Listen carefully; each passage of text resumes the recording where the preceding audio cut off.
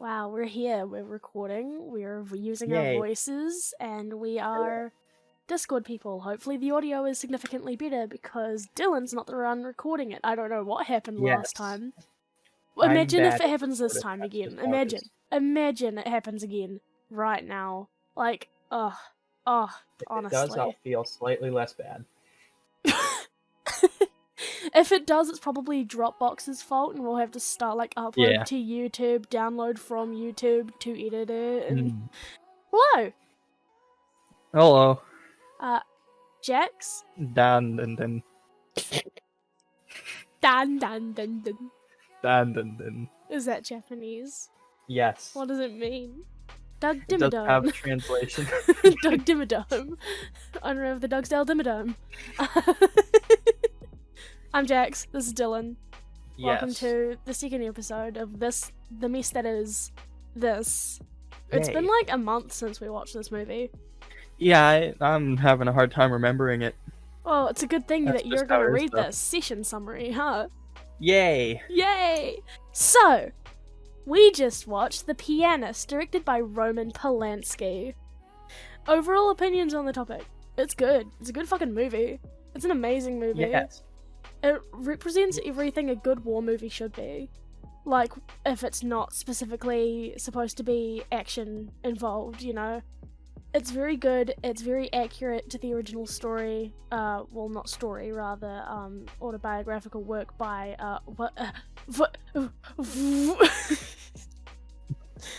Władysław Spielman. His name is hard to pronounce. Quick warning, we're gonna be butchering a lot of pronunciations today. If I mispronounce them on purpose, then no one can make fun of me for it. I'm not screwing up if I'm doing it on purpose. I'm leaving this bit in so that they know that you're screwing it up. Oh no. Okay, so let's move on to phase 1 as per usual, as discussed last time. Phase 1 is where we discuss what we liked, ranging from quotes to parts of the film, specific shots, and acting, and so on. Basically, what did we like? Well, I'll go first, because I have a lot of compliments about this film. Not about the director. Oh boy. Not about him. But about the film. It's amazing. Back in my English class, in 2000, I want to say 17, so we basically had mandatory English classes up to year 12, which is the second to last year of high school, and then in year 13, which is the last year of high school, we could choose to continue doing it or drop it, and I continued doing it. I regret that. I ditched all of my classes. My teacher was awful. But in that second to last year of high school, we studied this film, and that's, you know, why I know about it, otherwise I would have no idea. It is amazing. It is basically about this guy. His name is Władysław Spielman. He is a Polish Jew in Nazi-occupied Poland, basically, with his family for most of it. Insert crying scene here. So, you know, he goes through all of these issues that he went through, which will be discussed very soon when Dill reads the thing. But it's like the story of how a famous pianist named Władysław Spielman goes through his 6 years of his adult life in ghettos, starving, dying, getting shot at, getting yelled at, and, you know, meeting people who are willing to help him, meeting other people who go out of their way to screw him over, like the guy who is supposed to be looking after him, and then he gets jaundice and the guy never comes back because he's taking his shit and selling it to make profit. And, yeah, piece of shit. You know, I think what makes it such a good film is that it's based on a true story. Not just based, it's so, like, accurate, except for, like, minor exaggerations to be more cinematic. There we go, cinematic. I really liked that, contrary to the last film we reviewed, 120 Days of Sodom, all of the scenes, every single weather pattern, every single brick on every single building is done in a way to reflect the mood, to give detail to the scene, to, you know, kind of what it was like to be in Nazi-occupied Poland. it is very dramatic, but not in an unrealistic way. I like how we see his character develop from kind of a cocky, up himself, very confident, famous man, to someone who is just sad and alone and, weak. He becomes very submissive and, you get this big character development to where at the end of the film, when he's playing the piano, he doesn't look cocky anymore. He doesn't, look like he is up himself. He's just very solemn playing his piano to a big crowd of people. And I like it. I like the film a whole lot. I could go on for hours about how much I like this film. Hours. I do like that they put in the German soldiers and the SS Guard who actually were good guys. I like that they didn't just go, all of the Jews were good, by putting in the Jewish Nazi officers as well, who, beat the shit out of their own people just so they could make money for their family and keep their family safe, just for that to not even work. Yeah, I liked the movie a lot. Yes. What did I like about it? I don't remember much of it. However, something I can say, just like the last one, equality. Everyone's equal in this one. They don't care if you're male or female or whatever, you still get shot out in the streets. They don't care if you're in a wheelchair, they toss that man right out the window. That feels so mean. Yeah, they tossed my man right out the window. They didn't even care. So everyone gets to die equally. That's the good thing about Except for the Nazis. Jewish officers. So yeah, they're nice and rich equal throughout the whole thing. There is no equality in this film. Shut the fuck up. They're equal towards the people they're murdering. They had a whole family run down the street and then gun them all down. There was some variety in there. That seems pretty equal to me. So you like that the cast was very diverse, is what you're saying? Sure. Okay. I like how they, as serious as the whole thing was, they did put they put the funnies in there. They put a few specifically with Henrik, his younger brother. He was the really pessimistic younger brother who was just kind of grumpy towards Spielman all the time because he was playing for the rich people in the cafe. He laughed about something and the family was just like, bro, stop. But Henrik, he makes a lot of he cracks a lot of jokes in order to kind of keep the mood up for the rest of the family. It's almost like he was the comedic side that the family needed in their lives during this horrible experience. Yeah, throughout the whole thing, they tried to put in a few of the funnies. They had my dude carrying around a can of, what was it, pickled cucumbers, which I believe are just pickles. That's just pickles. No, it's whole cucumbers. They're pickles. Dude, pickled jalapenos are pickles. I mean... That's what they are. I guess. Everything that is pickled is pickles. Yeah. So therefore, when you're being specific about things that are pickled, it's either a pickled cucumber, a pickled onion, a pickled pepper, I believe 99% of people refer to pickled cucumbers as just pickles, though everything What else about is gherkins? more specific. A what? A gherkin. What is a gherkin? Exactly, shut the fuck up. I need You to know don't what a know gherkin is. shit. I need to know That's what what a they gherkin put in is. McDonald's burgers. What? That's what I'm they scared put of in McDonald's now. McDonald's. What have they been putting in my food? I don't want no gherkin. They're like really small pickles. Ah, Yeah. alright then. I don't want no baby pickles. Disgusting. I don't want big pickles. What about dill pickle? Delicious. You're a dill pickle. Anyway, what else do you like? I mean, you've already gone through most of it. All I can really add is the usual equality. They're very equal with who they're murdering, and they make the funnies. What with the pickled cucumbers and the why the fucking coat and such. There we go. Why the fucking coat? When so Hossenfeld gives Spielman his coat. We'll discuss who Hossenfeld is soon.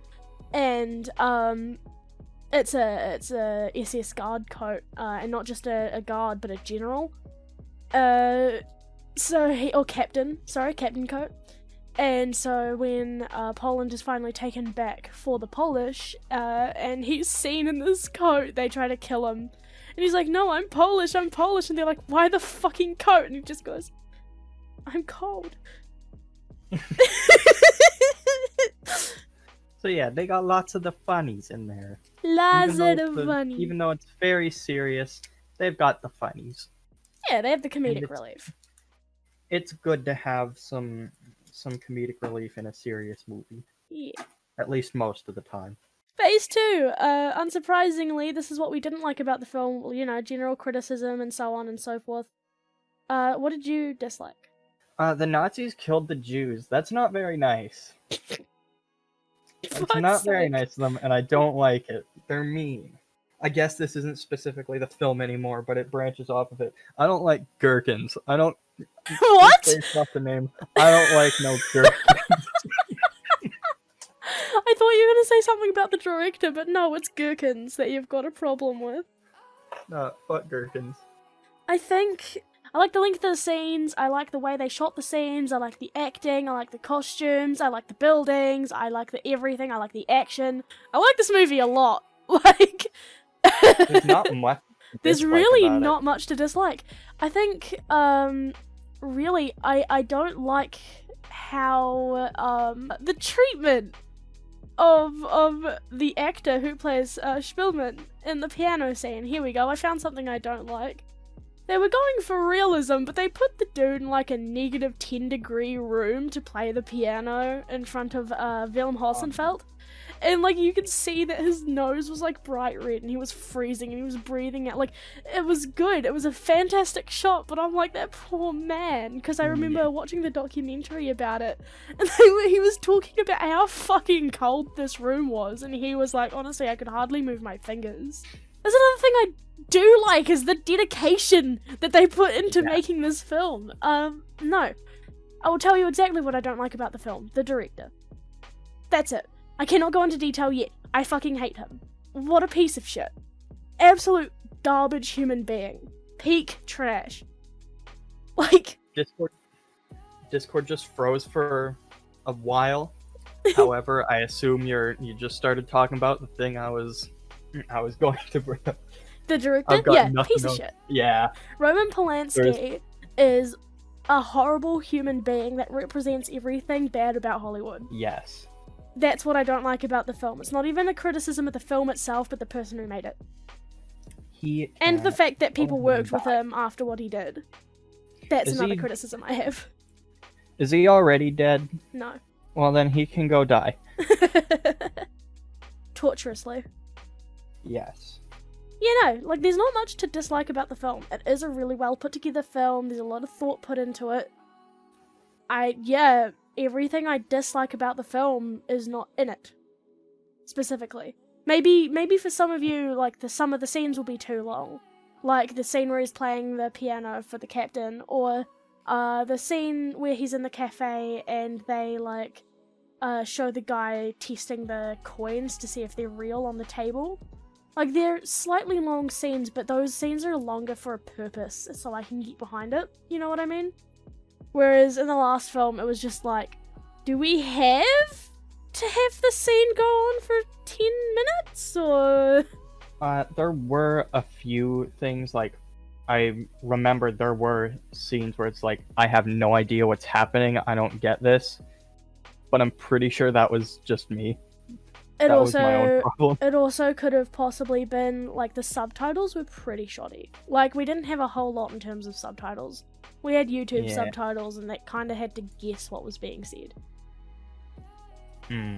So, I can understand why some things like you were a bit confused about, but I can guarantee you if you asked me, I would be able to point it out. So it is your own fault. Fair enough. Yeah. Let's go into phase 3. What could we do differently about the film? Different director. Yes. Yeah. But that is all. Just here's the different issue, director. right? If it had a different director, would the film be as good? I think He is a piece of shit, but I have no doubt in my mind that if Quentin Tarantino fucking filmed it, it would not have been as good as it was. As good as Quentin Tarantino is, as a director, Roman Polanski is, as a director, not as a human, but as a director, better. By miles. I think what could be done differently to fix this is have him direct it and everything, but then once it's ready, Execute him publicly in the town square.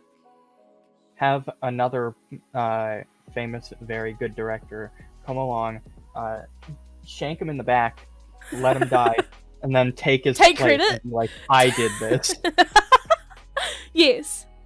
But then that wouldn't change the fact that it was made by Roman Polanski. It would just be that we didn't know it was made by Roman Polanski, which in a way is worse. You're not wrong. I would change the fact that all the actors, editors, screenwriters, and so on actively were like, yeah, sure, I'll work with the child rapist. You know, again, there's nothing that I dislike about the film itself. It is amazing. Like, it is an incredible film. There is no doubting it. Oh, what could work instead, actually? Huh? You have him talk to another good director guy. He tells him literally everything he wants to do, like, and then really he gets shanked.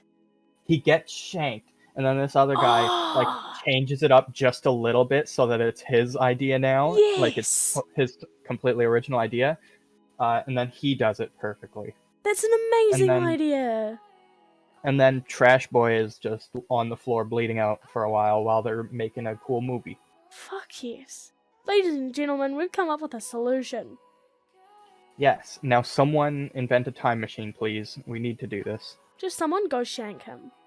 I'm not here to that perpetuate works too. violence, but if Roman Polanski got the coronavirus and died, it would be preferable.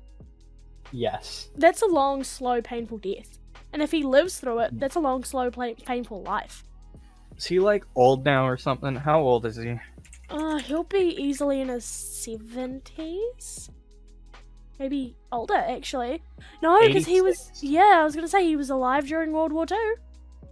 He would die. Probably. He would almost certainly die.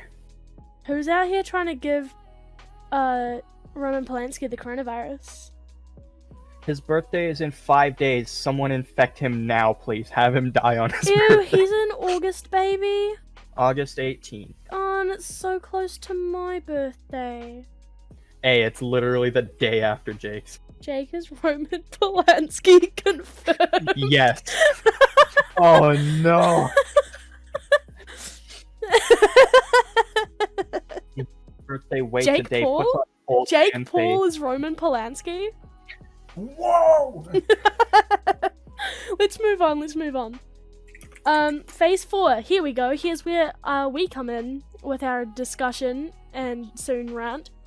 Look into the background of the director, which is obviously all pre-researched. Discuss something interesting that happened in real life regarding the film, the actors, the director, or whatever.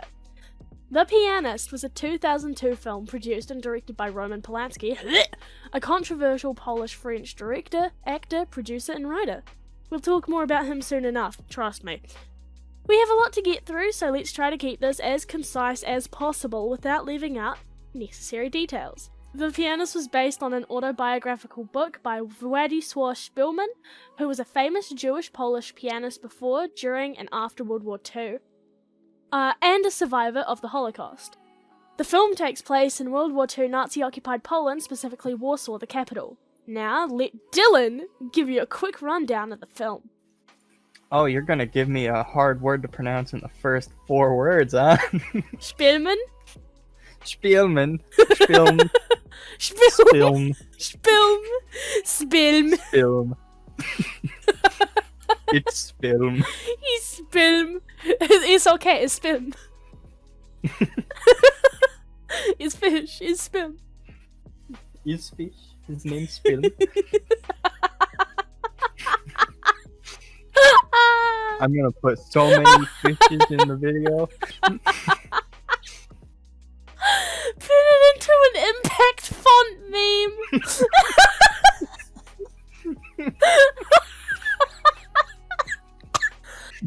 I'm dying. Oh no. I can hardly speak English, let alone read whatever these words are. Alright. Polish and German? Yes, they're so difficult. I don't know how to say German. Gurman. Gherkin. You know what a Gurman is? It's those tiny little cucumbers you put in vinegar, like in a jar. Oh, it's a Gurman. In September 1939, Spielman is playing live on the radio in Warsaw when the station is bombed during the invasion of Poland. He survives and heads home, and they find that war has been declared on Germany. On Gherkiny. Listen, when you say Gurman, I fully expect you to put a picture of a gherkin with someone's, like Willem Hossenfeld's face, like, badly photoshopped onto it. And put, like, the Nazi armband around it, like, around the gherkin, like, Pickle Rick, but Nazi Germany. He survives and heads home, and they find that war has been declared on Germany by France and England. The aid that was promised never comes, and after about a month of fighting the Nazis and the Soviets, Warsaw becomes under Nazi control.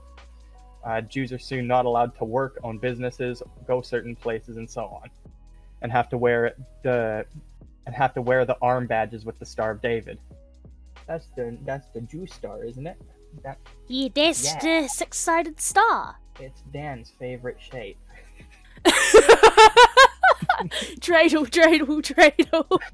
I made you out of clay, and when you're dry and ready, suck my dick all day. Please put the clip from Game Grumps. Please put the clip from Game Grumps over me saying that. I will keep it in if you promise to do that. Yes. Okay. By November 1940, the family are forced into the Polish ghettos. It sucks there. People are starving, the SS guards are abusive, they're just starving children hanging around, and dead bodies just chill on the sidewalk. Not fun. At one point, the family sees SS guards kill a whole family and throw a wheelchair guy out the window. On 16th of August 1942, the family get transported to Treblinka extermination camp during Operation Reinhardt. But a friend in the Jewish ghetto police, which are literally Jews that police on the behalf of Nazis, recognizes Spielman at the... Oh, fuck, it's this one. I got it perfectly yesterday. But a friend in the Jewish ghetto police, which are literally Jews that police on behalf of the Nazis, recognizes Spielman at the Umschlagplatz, pulling him away from his fam and the train and saving him. He becomes a slave laborer and finds out that the ghetto are planning a revolt. How revolting. Very funny. I'm so funny. He helps them by smuggling weapons into the ghetto. He finally manages to escape and goes into hiding with help from a non-Jewish friend, Andrei Bogucki, and his wife Janina. Bogucki. Bogucki. I feel like you can say that without sounding like a child. Bogucki. Bogucki. In April 1943, Spielman watches from his window as the Warsaw Ghetto uprising goes on and then of course fails. A neighbor discovers Spielman in the flat and rats him out, so he runs to a nuke. He pretends to play the piano and soon suffers from jaundice. That's what you get. That's what you get for trying to play piano. It's true. That's just what happens. In August 1944, the Armia Krajova attacks the German building across the street from Spielman's safe place. Tank shells hit the apartment and he runs. For the next couple months, Warsaw is muntified. Are you happy now? No, say it again. Muntified. Spielman is left alone to look for shelter and food through all the munted buildings. One more time. Bruh. One more time. What? Looking for food through all the munted buildings? Yeah. Like I said, one more time. Spielman is left alone to look for shelter and food through all the munted buildings. Thank you. Say out in the wop wops. As soon as I discovered what that meant, when I was upstairs, I was like, hey, guess what? We living out here in the Wop Wop. Did they understand? Not even close. Did you They were explain like, it? the what? Did you explain? To an extent, I pretty much said it's basically the sticks. What the fuck is the sticks? It is our version of the Wop Wops. Put up a definition of the Wop Wops on the screen. It's like a really cheap dubstep concert out in the middle of nowhere. Wrong! It's for like the rednecks and stuff. They're like, hey, Billy, you want to go out and we're going to go to the Wop Wops? Why is Billy's like father or brother like 2,000 years old? Brother. Hey, see this? We're going out to see them. We're going to the Wop Wops. It's gonna be fucking lit.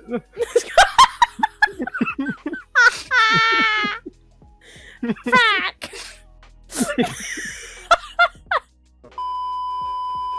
He makes his way to a house where he finds a can of pickled cucumbers, aka pickles. Gherkins!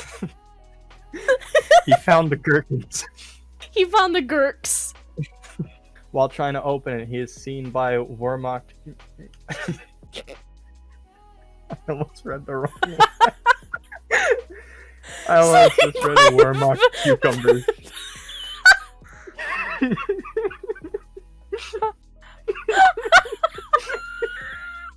He's seen by the Wehrmacht cucumbers, man, and they're dangerous. I thought you were gonna say he was seen by the film officer with Wehrmacht Ausenfeld. Not the Wehrmacht cucumbers. Is it Wehrmacht or Wehrmacht? Wehrmacht. Alright. Oh fuck. While trying to open it, he is seen by Wehrmacht officer Wilhelm Hassenfeld and tells him he's piano man. He asks Spielmann to play on a grand piano in the house. He manages to play Chopin's Ballade in G minor. Hassenfeld lets Spielmann hide in the attic of an empty house, where he provides Spielmann with necessities, like gherkins. Gherkin and jam and bread. Gherkins. Only gherkin jam, though. Of None course. of that other garbage. No. Okay. In January 1945, the Germans retreat from the Red Army. Hassenfeld meets Spielmann for the last time, promising he will listen to him on Polish radio after the war. He gives Spielmann his coat to keep warm and leaves, and Spielmann nearly gets killed for wearing it. Why the fucking coat? Why the fucking coat? In spring 1945, former inmates of a concentration camp pass by a Soviet POW camp holding captured German soldiers and yell at them. Discipline them, soldiers. Fuck you, you ruined my dreams. How dare you, sir? You threw my wheelchair grandpa out the window. Hassenfeld, being one of the prisoners, overhears a released inmate talking about his former career as a violinist. He asks him whether he knows Spielmann, and Hassenfeld wishes him to beg Spielmann to help release him. Later, the violinist and Spielmann reach the prisoners' camp, but find it has completely disappeared. After the war, Spielmann performs Chopin's Grand Polonaise Brillante to a big crowd on radio. The movie tells us Spielmann died in 2000 at the age of 88, whereas Hassenfeld died in 1952, still in Soviet captivity. Y'all won't know because I'll eat it like a good chunk of that out, but that was a mouthful for poor Dylan over here. I can't read beyond a second grade level. True. It's just I how mean, it is. no, you're so good. I think the most interesting part of all of this is that other than minor exaggerations, this is all true. That's basically Spielmann's background. He had a brother, 2 sisters, and his parents, all of whom were sent to the extermination camp. He was in love with playing the piano, and it kept him alive throughout this entire ordeal. But now, we'll move on to Hassenfeld. This one will be quick. He was a good man. Wilhelm Adalbert Hassenfeld, born 2nd of May 1895 and died the 13th of August 1952, was originally a school teacher before he was part of the German army. He was an officer for a while, but by the end of World War II, he had become captain. He helped many Polish and Jewish people to hide from the Nazis while he was in the army, including Spielmann, of course, and died later in Soviet captivity at age 57. In October of 2007, he was honoured by the President of Poland with the Commander's Cross of the Order of Polonia Restituta. In 2009, he was honored again in Israel's official memorial to the victims of the Holocaust as one of the righteous among the nations. Before World War II, he was active in World War I as well. His wife Anna Marie was a pacifist herself, and he was already a very charitable man, which seemingly aided in his decision to save lives of those he could. Finally, we move on to Roman Polanski. Patoy.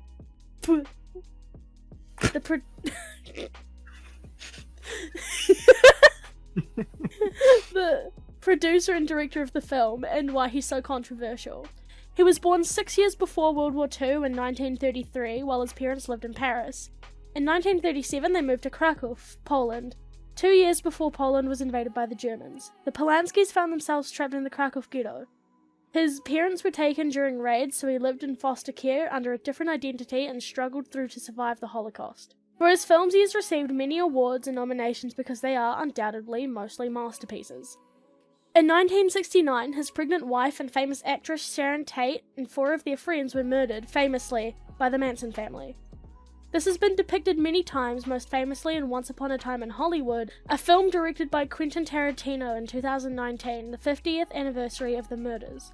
This, paired with the horrors that he saw in the Holocaust, undoubtedly had an effect on Polanski. But this isn't why he's so controversial.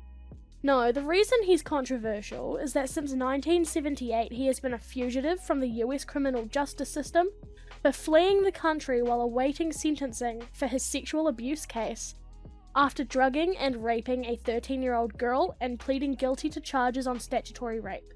The reason he fled was because he learned that the judge was planning to reject his plea deal and instead put him behind bars. Other women came out and alleged that he did the same to them when they were teens, and he has since been the subject of an Interpol red notice issued for his arrest, and therefore rarely leaves France. In 1989, he married his current wife, who has terrible taste, and they have 2 children together. Those poor, poor kids. Now listen, here it goes, right? I'm grossed the fuck out, and here's why. The Pianist was directed in 2002, which is over 30 years after Polanski pleaded guilty to raping a kid. Let it then set in that the designers, actors, writers, editors, and everyone involved in that film had to know what he had done. And they still chose to work with him, and his wife had 2 kids with him. How did they not disavow this absolute piece of trash and not work with him? Don't get me wrong, the film is a masterpiece. It is incredible, insightful, it gives us an amazing look into Spielman's life. Every costume, every weather pattern, every brick on every building is perfection incarnate in this film. But frankly, I don't need this film. No one does, really. I'd rather just not have this film than encourage a child rapist to make more money and win more awards. It doesn't change the fact that the man who directed it was a child rapist who drugged a young girl and allegedly did the same to many others, and it doesn't change that everyone who willingly participated in the film is complicit in making him look good in any way after what he did. The film won awards even, in Hollywood, and if that does not scream to you that Hollywood doesn't give a fuck about you, your kids, your families, or your sensibilities, and cares only for money and ranking, then you're delusional. Same goes for if you are in any way thinking that Hollywood has since changed, you're also deluded, and I feel nothing but sorry for you, because you're also a goddamn idiot. Sorry. I don't make the rules. Facts. Thank you. Yeah. Yeah. Anger expelled. Amazing. Similar to how Roman Polanski should be expelled from life. Yes. Someone shank him. Phase 5. What do you think this film is trying to express, if anything? Discuss theories, are there any fan theories, and so on. Well, again, just like the last one, the message and stuff inside this film is very clear. Very clear. Nazi Germany was horrible to people. Poor Spielman. Piano music saved his life. You know, family is important, but ultimately you can get on without them. Facts. Moral of the story, you don't need anyone. But yourself. You don't need anyone. Run away, find some gherkins, you'll be all good. A point to how it was showing us how horrible this Holocaust really was.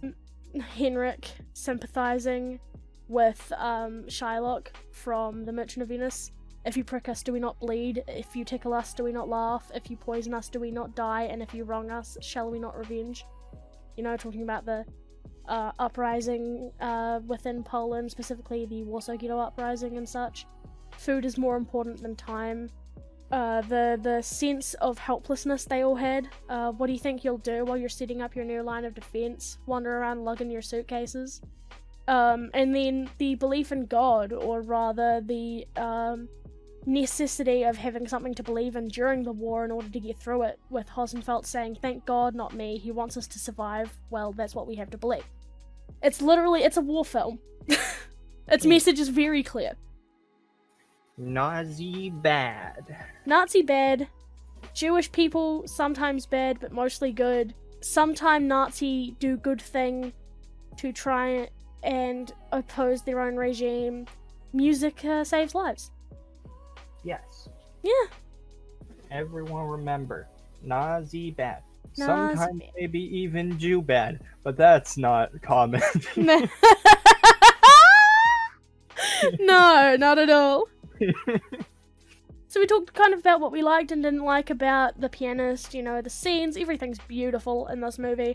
We didn't like Roman Polanski, as we discussed very clearly. We talked about Hosenfeld, we talked about Spielman, we talked about Polanski, we talked about World War Germany and Poland, and we talked about gherkins. Lots of gherkins. That's it. Yeah. This recording's 10 minutes shorter than the last one. Nice. And there's 10 times more content for me to cut out. That's what happens when you make me pronounce words that shouldn't exist. No one should have to pronounce that. Should we say goodbye? Yes. Goodbye. Goodbye.